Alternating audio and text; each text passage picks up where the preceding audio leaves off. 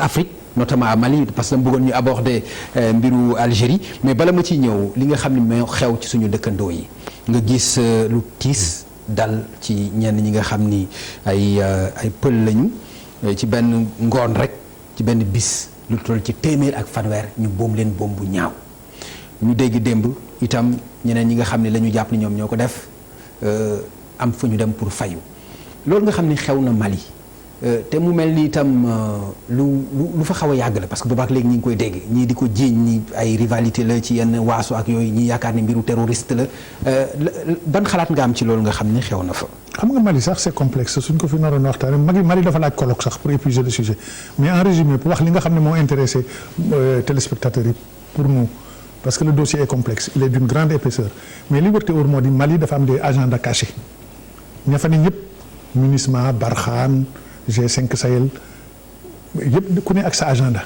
te ci biir agenda yi am na des sous-agenda moo jur lii lépp parce que man daal li ma gis moo di la France est intervenue au Mali. Elle a pris le contrôle de Kidal. te loolu yàgg na aussi. waaw te juru fa lu bari aussi. ci njëriñ te ba mu ko jëlee aussi. ba mu ko jëlee aussi. nanguwul armée malienne dugg fa. ce qui veut dire que y a un début de démantèlement de désintégration du Mali.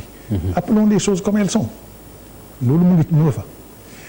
te Maliens yi bien entendu par patriotisme par nationalisme par fierté et aussi par vérité et par raison duñ nangu aussi ñu amputer seen territoire. léegi nag. su nekkee ni jël nga la nord téye ko. muy Kidal. bëgg nga koy digérer ci jàmm. da ngay créer un abcès de fixation au centre. soo jógee Bamako ni da ngay récupérer Kidal mais soo accès Kidal soo accès Mopti fekk fa brasier boo xam ne bii dafa la doy liggéey mu ngi mel ni tey. mais su ma la déggee dafa mel ni li ñuy wax pël yeeg dogon yi demeewul noonu. am na leen lu ci nekk c'est instrumentalisé. ah bon oui oui tout est instrumentalisé dans cette guerre même France ak Algérie. li ñuy ruumandaat ci suuf ñu bëri xamuñ ko mais l'armée française quand elle est intervenue au Mali opération Serval ba mu demee ba tolloog Tamanrasset dafa amoon des problèmes de logistique carburant parce que le flux logistique ne pouvait plus être tendu dañ téléphoné Bouteflika moo leen di jox carburant loolu duñ la ko wax. L'armée française dans l'extrême nord du Mali est ravitaillée en pétrole par l'Algérie. Mais dafa nga ne Algérie dina ko def ci zéro am na contrepartie. moo tax français yi aussi le terroriste qui est l'homme de l'Algérie Yag Agali kenn du ko laal su feebaree mu ngi fajoo ji Algérie hôpital bu ñu wax Aïn Neja fa lay fajoo ji dellusiwaat jabaram mu nga Tamanrasset. mais man Ndiaye man li nga ma wax li ma si jaaxal mooy par exemple bu fekkente ni nag ni ma c'est instrumentalisé alors que benn ethnie lañ ci massacré. te ñoom bi mu am déet xam nga l'instrumentalisation a commencé d'abord avec le front de libération du Massina de Amadou Koufa te front de libération du Massina c'est une succursale. mais musul am problème entre dogon yi ak pël yi loolu musul nekk kon loolu nga bëgg a. non attendez fii sax Sénégal léegi-léegi éleveurs yi Matam ak sédentaires yi maanaam agriculteurs yi am problème mais du romb fa mu la mu war a romb une petite opération de gendarmerie mu jeex mais lii nag soo gisee mu dem dayo c'est parce que dafa am agenda yu ci ne dama la doon wax ne. nu mu tuddati le front de libération du Massina de Amadou Koufa. mais c'est une succursale de l'organisation terroriste de Yag Agali. mu yónni ko dans le centre du Mali. moom c'est un pël. moom itam son programme moo jur lii parce que le front de libération du Massina or le Massina n'est pas habité uniquement par les Peuls. il y a les Dogons aussi au Massina te yow tu veux libérer le Massina est-ce que les Dogons sont partants pour cette libération premier problème créé par Amadou Koufa deuxième problème créé par Amadou Koufa le messianisme soo waxee mu ne je vais islamiser tout le plateau Dogon toute la boucle du Niger et tout le Massina et tout le delta intérieur du Niger alors que les Dogons certes ils sont musulmans de façon superficielle mais nag ils sont profondément animistes soo leen bëggee islamiser par le fer et par le feu mais ñoom itam ils créent des milices d'autodéfense rax ci dolli l'armée malienne étant défaillante la sécurité militaire du Mali les services de renseignement ñoom itam ñuy encourager Dogon yi ci suuf alors moom moo tax ñu répliquer. waaye kële itam Yag Agali di ko encourager te Yag Agali la France qui a des hélicoptères Tigre qui a tout là-bas pourquoi éliminer ko parce qu'il y a un deal avec l'Algérie léegi nag créé na vase communicant jusqu'au Burkina parce que Malam Dicko. léegi nag à quelle fin la instrumentalisation boobu. mais démanteler nos États créer des États en lambeaux pour mieux les vassaliser il y a un projet très complexe. Sénégal mën na ci échapper.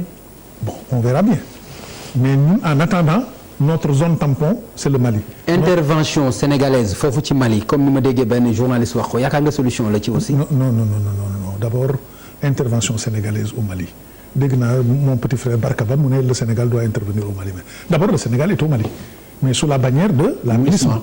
Voilà donc déjà le Sénégal est là-bas. Mais maintenant une intervention boo xam ne bii ce serait une guerre déclenchée par le Sénégal.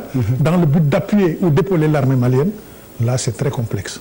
Pourquoi. dafa yombul parce que gis nga guerre Clausewitz mu ne benn borom xam-xam bu dëkkoon Prusse l'actuelle Allemagne grossièrement ne na pour gagner une guerre.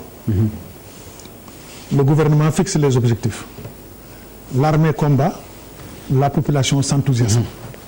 Mais fixer les objectifs au Mali tey demal wax Macky Sall jox ko cahier jox ko papier jox ko bic ne ko fixer des objectifs d'une intervention au Mali mais c'est la chose la plus difficile.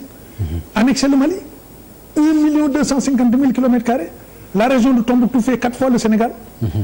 te Gao ñëwagul Sikasso ñëwagul Tombouctou rek ça fait 4 fois le Sénégal. kooku Sénégalais l'armée sénégalaise du ko annexé bon nag soo fa demee loo fay def. L'armée moom elle est disponible elle se battra mais maintenant la population sénégalaise qui fournit les soldats qui vont mourir est-ce qu'elle va s'enthousiasmer xam nga li Sénégal war a def moo di tey.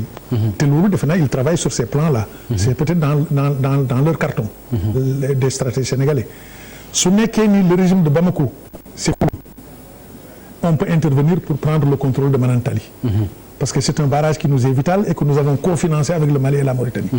C'est un endettement triangulaire. Il y a une charte de l'eau. Il y a la SOGEM, la Société de gestion des eaux de Manantali, qui établit une clé de partage des eaux. Yooyu yëpp Sénégal mën na ci appuyer pour intervenir que l'armée sénégalaise sécurise le barrage avant que djihadistes yi ñëw di ko taal. D'accord. Mais quant à intervenir au Mali à quelle fin ça c'est très complexe. D'accord. Voilà. bu ñu jógee waaye nag aussi je comprends aussi li Barka wax parce que comme on est dans un pays bu doy waar parce que ku bëggoon a dem Yémen xanaa war nga mën a dem Mali. mais enfin loolu c'est une autre histoire. waaw mais c'est dëgg la c'est une autre histoire mais c'est important aussi ñu taxaw ci ku bëggoon dem Yémen yaa ko junj bu pare bëgg ko bloqué noonu war nga dem Mali loolu mais loolu bu fekkente ni wax nga ko mooy. waaw maanaam mooy wane ni. lu li war a mën a yóbbu réew mi ba Yémen pour ñu mën fa guerre wala leneen. war na mën a dem stabiliser aussi li xew Mali. ku mën a naan leket kay war ngay mën a naan kook. oui. du dëgg leket lépp nga ne ko duy xanaa war ngay mën a naan kook mais enfin. waaw Bouteflika yaakaar nga décision.